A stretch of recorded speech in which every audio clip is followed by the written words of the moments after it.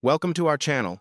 In today's episode, we pause to honor the 13 shining figures from The Godfather who are no longer with us, the artists who helped shape one of cinema's greatest legacies. Their work did more than build a legendary film.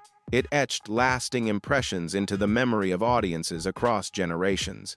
The shattered car of Sonny Corleone in The Godfather 1972, scarred by relentless chaos, is not merely a dramatic image, but a lasting emblem of fate, authority, and inner conflict. It stands as one of the most powerful moments in film history. Yet behind every iconic performance stood a real life, a real journey, and many of those journeys have now quietly come to an end. In your view, what gives The Godfather its timeless power? If this question ever crossed your mind, leave a 1. If not, comment 0. Marlon Brando, born on the 3rd of April 1924, in Omaha, Nebraska, rose to become one of the most commanding icons of world cinema. He reached a defining summit of his career at the age of 48 when he stepped into the unforgettable role of Don Vito Corleone in The Godfather 1972. With a gravel-toned voice and eyes that seemed to carry unspoken power, Brando shaped the image of a leader both distant and deeply human. The role did more than secure its place in film history. It earned him a second Academy Award and global reverence. Yet beyond the glow of fame was a life marked by turbulence and quiet fractures. Brando lived through 3 intense marriages, each ultimately ending in separation. His personal story, layered with triumph and introspection, reflects a portrait both brilliant and contemplative of the man behind the legend. Marlon Brando's romantic journey was marked by constant unrest and emotional storms. His first union with Anna Kashfi lasted only a brief chapter, and his second marriage to Movita Castaneda quietly dissolved amid complicated circumstances. His third companion, Tahitian actress Tarita Teriapea, ultimately parted ways with him after years of unresolved tension and public strain. Yet the deepest wounds in Brando's life did not come from love, but from family sorrow. In 1990, a devastating incident within his household shattered all sense of normalcy and peace. The pain continued years later when his daughter, Cheyenne, lost her long private struggle at the age of 25. These painful events carved silent, lasting marks across Brando's later life, shaping a legacy touched not only by greatness, but also by profound human fragility. In a rare moment of painful honesty, Marlon Brando once confessed in an interview, "I was a bad father." Carrying the weight of family disappointments and enduring remorse, he spent his final years withdrawn from the world and surrounded by quiet sorrow. As time passed, his health steadily declined under the burden of respiratory illness, heart complications, diabetes, and a serious liver condition. On the 1st of July, 2004, Brando passed away at the UCLA Medical Center at the age of 80, closing the final chapter of a remarkable yet deeply complex life. After his passing, his ashes were released into the winds of Tahiti, his personal vision of paradise and into Death Valley, alongside the resting place of his lifelong friend, Wally Cox. James Edmund Caan was born on the 26th of March, 1940, in the Bronx, New York, and later rose to become a defining figure of classic American cinema. At just 32 years old, he stepped into the unforgettable role of Sonny Corleone, the fiery and impulsive eldest son of the Corleone family, a performance that earned him an Academy Award nomination and secured his place in film history. Beyond the screen, James Caan's personal life carried its own emotional turbulence. He entered marriage 4 times, yet each union ultimately ended in separation. His second marriage to Sheila Ryan lasted less than a year. James was the father of 5 children, including actor Scott Caan, but his bond with his family was not always without distance. In later years, he openly reflected that he wished he had devoted more time to those closest to him. The 1,980 seconds became the most shadowed chapter of his life. After losing his sister to a serious illness, James sank into deep emotional collapse, struggled with substance dependence, and vanished from the film world for nearly 5 years. At one point, he even thought about walking away from his career entirely.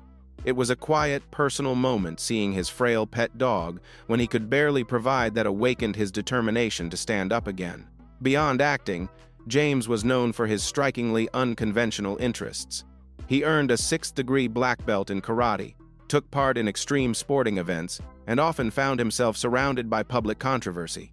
At one stage, he was even the subject of federal attention over rumored associations and was linked to a serious dispute involving a financial disagreement, stories that only deepened the mystery surrounding his life. Despite the weight of time, James Caan never truly stepped away from the screen. From Elf, 2003, Get Smart, 2008, to Queen Bees, 2021, and his final appearance in Fast Charlie, 2023, alongside Pierce Brosnan, he remained devoted to his craft until the very end. He even personally reached out to director Francis Ford Coppola for a brief role in Megalopolis, viewing it as a quiet farewell to his long cinematic journey. James Caan passed away on the 6th of July, 2022, in Los Angeles, at the age of 82. His passing was linked to heart-related complications after years of enduring chronic respiratory and cardiovascular challenges. He now rests at Eden Memorial Park Cemetery, among many enduring names of Jewish Hollywood history. John Holland Cazale was born on the 12th of August 1935 in Massachusetts.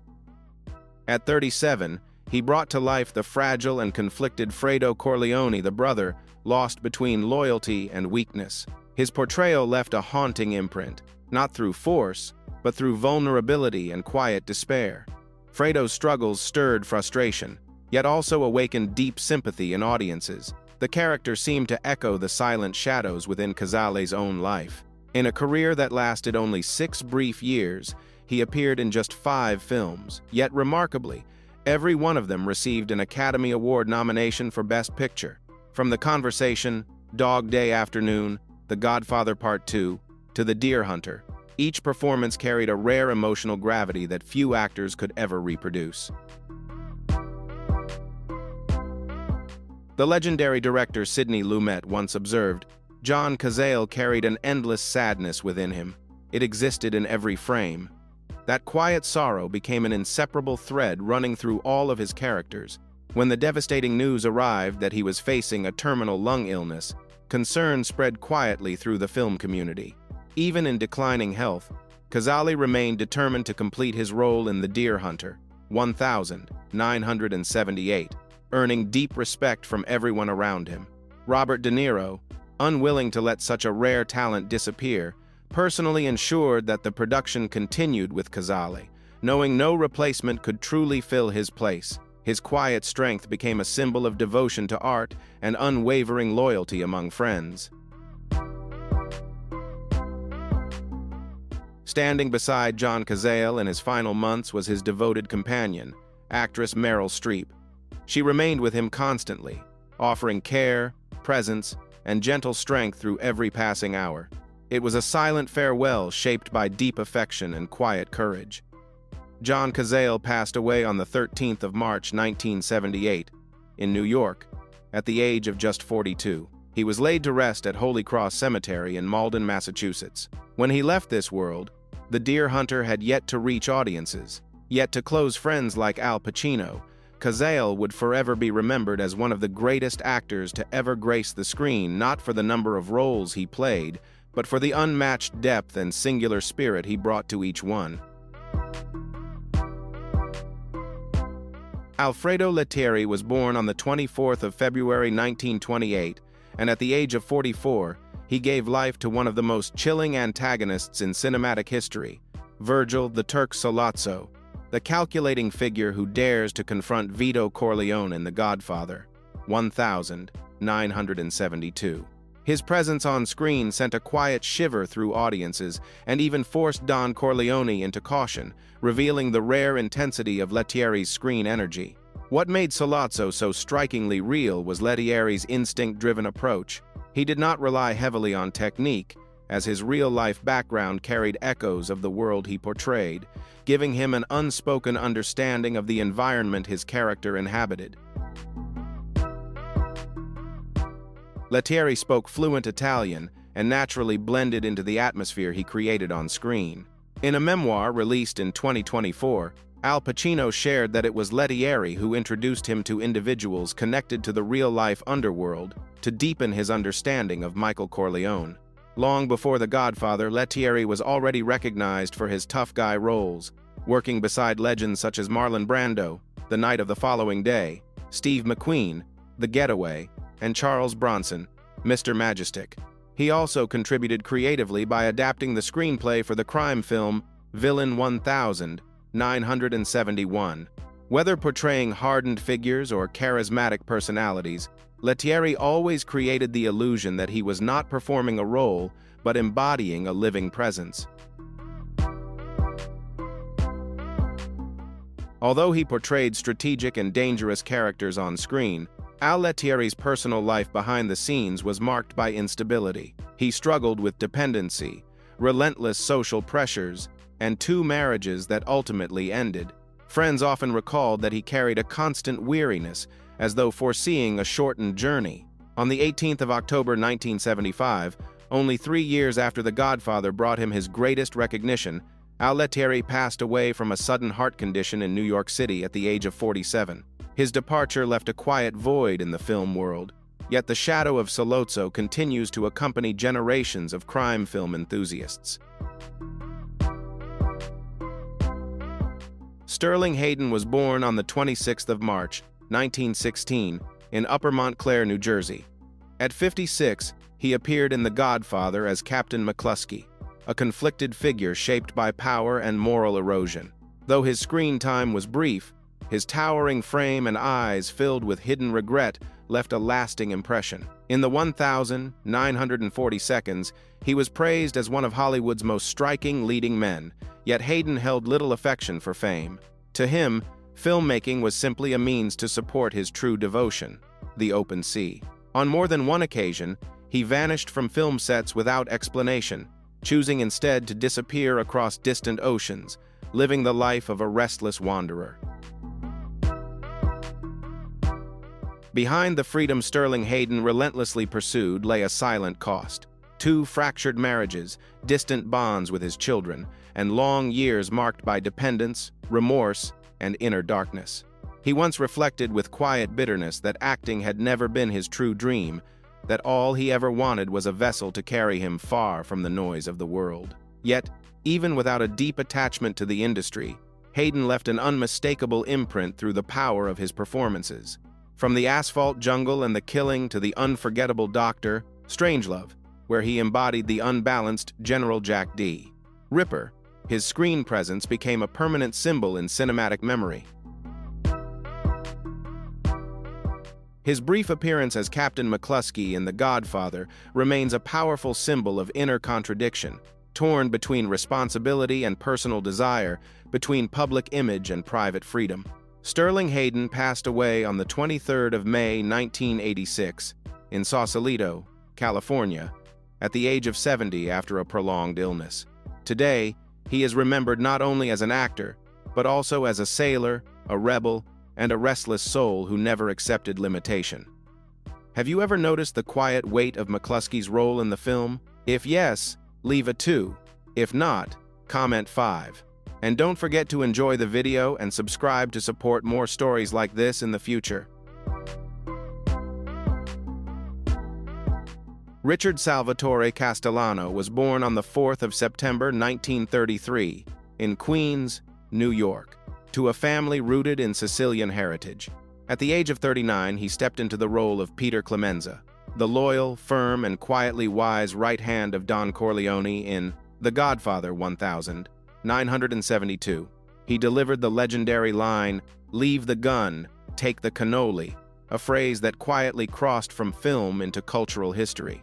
Before this iconic role, Castellano had already gained critical recognition with an Oscar nomination for Lovers and Other Strangers, 1970. On both television and cinema screens, he was known for portraying strong yet deeply affectionate figures, leaving a warm and familiar impression in the hearts of audiences. However, Richard Castellano did not return in The Godfather Part 2 due to a creative disagreement with director Francis Ford Coppola over the control of Clemenza's dialogue. His absence marked a turning point that gradually distanced him from the spotlight of the industry. Beyond the camera, Castellano faced persistent health challenges, including heart-related conditions and prolonged physical strain that deeply affected his personal life. He was married twice. His first marriage ended in separation, and his second later struggled under the weight of his declining health. Despite these quiet battles, his legacy as Clemenza remains firmly etched in the long memory of classic cinema. Richard Conte, born Nicholas Peter Conte on the 24th of March 1910 in Jersey City, New Jersey, was 62 years old when he portrayed Don Emilio Barzini in The Godfather, the calculating figure who stood opposite the Corleone family. With a composed exterior and a piercing gaze, he became the invisible force behind some of the film's most decisive turning points. Away from the screen, Conte's life was shaped by perseverance. Before stepping into cinema, he earned his living through a wide range of humble trades, from driving trucks and waiting tables to singing and selling shoes. His destiny shifted when he was discovered by director Elia Kazan at a quiet resort in Connecticut, opening the door to a completely new chapter of his life. During the 1,940 seconds and 1,950 seconds, Richard Conte became a familiar presence in the golden age of crime and noir cinema through films such as Cry of the City, Whirlpool, and The Big Combo. With sharply defined features and a commanding voice, he shaped the lasting image of the composed, intimidating antagonist that lingered in the minds of audiences. Yet behind the screen, his personal life unfolded with both calm and turbulence. He experienced 2 marriages, the first with actress Ruth Story, which ended in separation. His second marriage to Shirley Garner lasted until his final days, though it was marked by illness and financial strain that quietly tested the stability of family life. Richard Conte's son, Mark Conte, continued the family's artistic path as a film editor, while his grandson, Chris Conte, later found his own spotlight as a professional athlete in the NFL, extending the family legacy into a new arena. However, on the 3rd of April 1975, Richard Conte suffered a sudden cardiac episode followed by a severe stroke. After 8 hours of intensive treatment at UCLA Medical Center, he passed away on April 15 at the age of 65. He was laid to rest at Westwood Memorial Park, alongside many enduring names of Hollywood history, a fitting quiet farewell for a man whose screen presence left a lasting imprint on cinema. John Marley, born Mortimer Leon Marl on the 17th of October 1907 in Harlem, New York City, began his acting journey at a young age and gradually became a familiar figure across stage and screen. Yet his most unforgettable appearance came as Jack Woltz in The Godfather, 1972. At 65, Marley embodied the arrogant Hollywood producer who dismisses the Corleone family's quiet warning. This decision leads to one of the most unforgettable symbolic moments in film history. Though his screen time was brief, his performance carved a permanent place in the memory of audiences and became one of the defining images of the film. The discovery of the prized horse's head in Jack Woltz's bed triggered a scream that echoed through cinematic history as one of its most chilling images. It was John Marley who transformed that moment into a symbol of shock and consequence through raw, restrained intensity. Over a career spanning more than 4 decades, he appeared in nearly 250 films and television productions. In 1968, he received the Volpi Cup at the Venice Film Festival for Faces, directed by John Cassavetes. 2 years later, he earned both Oscar and Golden Globe nominations for his role in Love Story, 1970. Yet it was the brief appearance of Jack Woltz that quietly secured his name in popular culture. Despite a long and respected career, John Marley was never fully embraced as a leading star of his era, a reality that sometimes left him quietly disheartened. He experienced 2 marriages and raised 3 children. In his later years, he chose a life of seclusion as his health gradually weakened. His second marriage to Beverly grew distant as he withdrew and faced serious heart conditions. In 1984, John Marley passed away following open-heart surgery at the age of 76. He was quietly laid to rest at Cedar Park Cemetery in Emerson, New Jersey, a silent ending for a man whose on-screen terror once echoed through the history of cinema. Abe Vigoda was born on the 24th of February 1921 in Brooklyn, New York, to a Jewish immigrant family with roots in Russia. At the age of 51, he stepped into the role of Salvatore Tessio, a longtime member of the Corleone family who quietly chose to turn against the organization he had faithfully served. Although he appeared only in the first chapter of The Godfather, Tessio became a silent symbol of betrayal. Vigoda shaped the role through a reflective gaze and measured stillness, capturing the regret of a man who had chosen the wrong direction. One line became legendary in film history: "Tom, can you let me go? For old time's sake." His restrained yet powerful performance made Tessio impossible to forget. Away from the screen, Abe Vigoda became widely known for the humorous death mix-up rumors that followed him for years. In 1982, People magazine mistakenly reported that he had passed away. To correct the error, Vigoda posed for a playful photo inside a coffin while holding the exact issue of the magazine, prompting laughter across the country. From that moment forward, the story turned into a recurring joke on television and online, with Vigoda himself embracing it with gentle humor. Although he was married twice, lasting happiness remained elusive.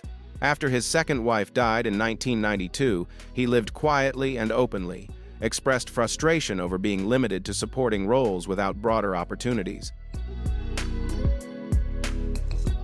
Yet it was this same quiet nature and humility that shaped Abe Vigoda's distinctive legacy. He never sought loud attention, yet every role he played carried lasting emotional weight. On the 26th of January 2016, he passed away at his daughter's home in New Jersey at the age of 94. This time, there was no mistaken headline, only a respectful farewell to a long life defined by quiet dedication and steady purpose. Abe Vigoda lived simply, but his influence continues to be remembered throughout the history of cinema. Al Martino, born Jasper Cini, came into the world on the 7th of October 1927 in Philadelphia. At the age of 45, he portrayed the singer Johnny Fontane in The Godfather, a man who turns to Don Corleone to rescue his fading career. The role closely mirrored many chapters of Martino's own life. In the early 1950 seconds, he reached extraordinary fame with his hit Here in My Heart, becoming the first artist to top the United Kingdom's music charts. But fame also carried hidden danger. According to several sources, powerful figures took control of his contract and demanded a large payment. Fearing for his safety, Martino fled to England, living in exile as his American career slowly declined. The role of Johnny Fontane was first intended for singer Vic Damone. However, Martino, with what was widely believed to be backing from powerful connections behind the scenes, created enough media pressure that Damone chose to step aside. Martino secured the role not only within the film, but in a way that echoed his own life story. He married 3 times, with his first 2 marriages ending in divorce. In his later years, he faced struggles with alcohol and financial hardship, yet audiences continued to embrace him for his distinctive, warm baritone voice and his familiar presence through frequent re-airings of The Godfather. Al Martino passed away from heart failure on the 13th of October 2009, just 6 days after his 82nd birthday, at his home in Springfield, Pennsylvania. He was laid to rest at Holy Cross Cemetery in California. His life, much like the character Johnny Fontane that defined his screen legacy, closed with lingering notes of music, loyalty, and quiet regret. Martino was not only a gifted performer, but also a symbol of an entire era, leaving behind a musical legacy and lasting memories in the hearts of his admirers. Maria Grazia Morgana Messina, known professionally as Morgana King, was born on the 4th of June 1930 in Pleasantville, New York. At the age of 42, she stepped into the role of Carmela Corleone, the soft-spoken and devoted wife who served as the emotional center of the Corleone family in The Godfather, 1972. Though Carmela had few spoken lines, her presence carried deep emotional weight in a world shaped by ambition and power. She embodied the traditional Italian mother, resilient, self-sacrificing, and a constant place of refuge for her family. Few people realized that outside of film, Morgana King was a true jazz artist whose rare 4-octave contralto voice captivated audiences in prestigious concert halls. She received a Grammy nomination and released more than 30 albums over the course of her long musical career. Although critics consistently praised her artistry, the full spotlight of mainstream fame always seemed just out of reach for Morgana King. She wished to be known not only as a singer, but as a complete performing artist, a storyteller of music, emotion, and inner depth. In her private life, King married twice, both times to gifted jazz musicians. Her first marriage to trumpet player Tony Frisella ended in divorce. Her second husband, renowned trombonist Willie Dennis, was tragically lost in a car accident only 4 years into their marriage. Tragedy struck again when she lost her only daughter, Grayson, in 2008. This devastating loss cast a deep shadow over the final chapter of her life. Morgana King passed away from non-Hodgkin's lymphoma on the 22nd of March 2018 in Palm Springs, California, at the age of 87. There were no grand services, no elaborate memorials arranged by the film industry, only a quiet farewell to a woman who had brought dignity, emotional depth, and gentle sorrow to one of cinema's most respected families. Richard James Bright was born on the 28th of June, 1937, in Brooklyn, New York. He became best known for his role as Al Neri, the loyal, silent, and intimidating right-hand man of Michael Corleone throughout the Godfather trilogy. Though he spoke very little on screen, Al Neri moved like a constant shadow, and Bright was one of only 5 actors to appear in all 3 films. His character carried out several of the trilogy's most decisive moments. In real life, Bright began acting at 18 but struggled for wide recognition. He was once arrested for appearing in the controversial stage play The Beard. His personal life was marked by turmoil, a difficult marriage, strained relationships with his children, and declining health caused by emphysema.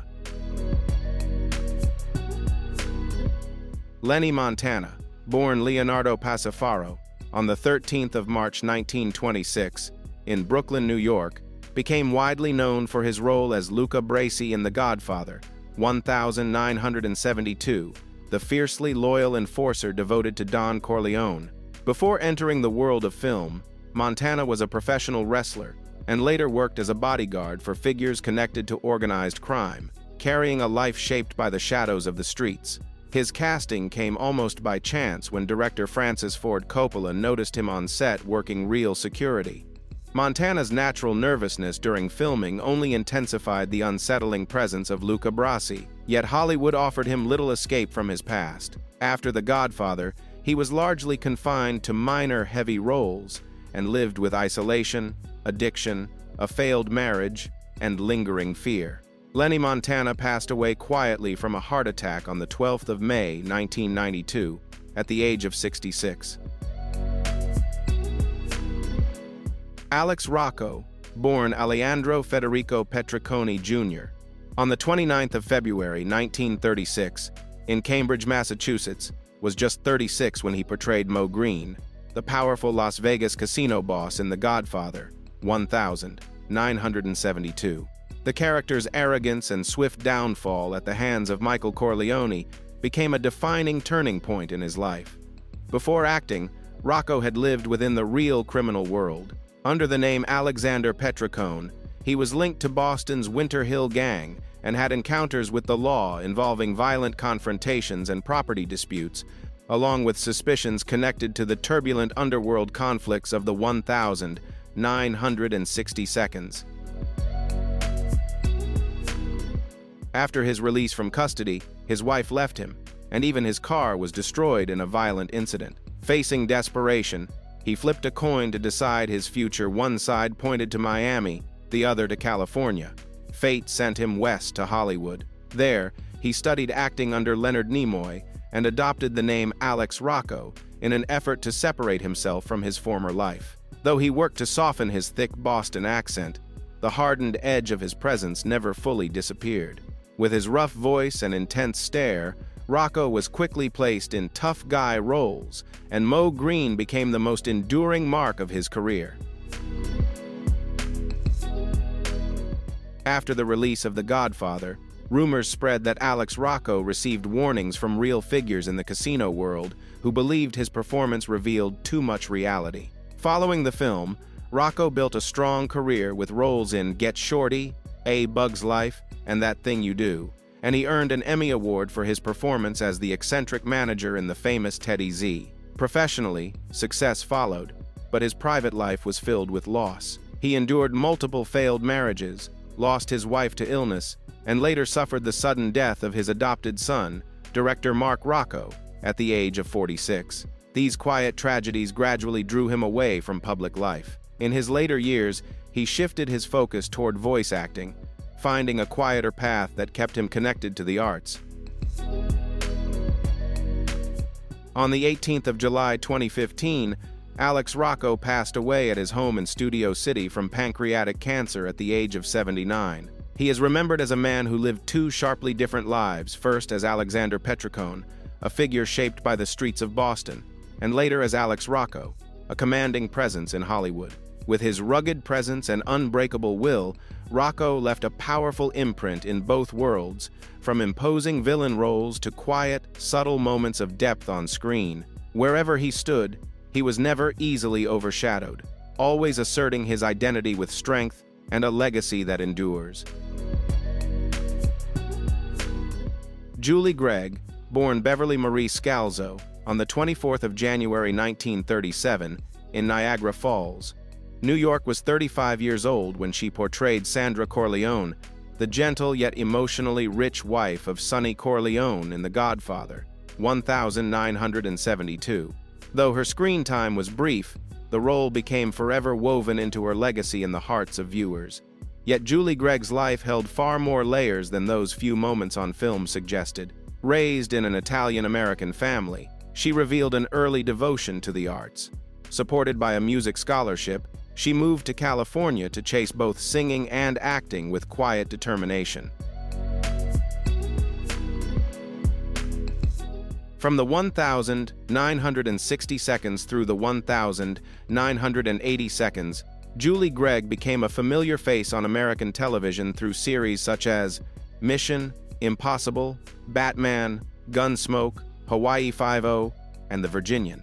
On Broadway, she earned a Tony nomination and received a Theatre World Award for her expressive voice and elegant presence.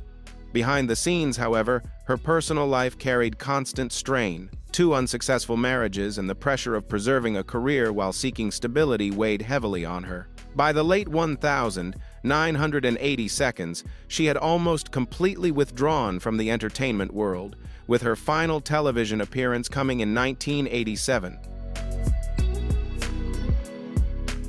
Julie Gregg passed away from cancer on the 7th of November 2016 at her home in Van Nuys, California, at the age of 79. There were no grand ceremonies and no media spotlight. She departed quietly, much as she had appeared in The Godfather, with grace, inner strength, and unspoken sorrow. A gifted artist, her life unfolded as a quiet blend of hidden triumphs and private struggles. Though her role in the film left a lasting impression, it was her humility and silence in life that made her memory truly enduring. The Godfather is not simply a film. It stands as a cultural monument, a shadowed and tragic symphony of power, loyalty, family, and quiet betrayal. Yet behind every unforgettable performance were real lives filled with struggle, triumph, loss, and destinies that were sometimes even more heartbreaking than the stories on screen. They lived, they gave their talent to the world, and then they quietly faded away, leaving behind roles that still move audiences across generations. Now, which character from The Godfather left the deepest mark on you? And how do you feel knowing the true journeys of the actors behind these legends? Share your thoughts in the comments, And don't forget to like and subscribe so we can continue uncovering the untold stories behind cinema's greatest icons.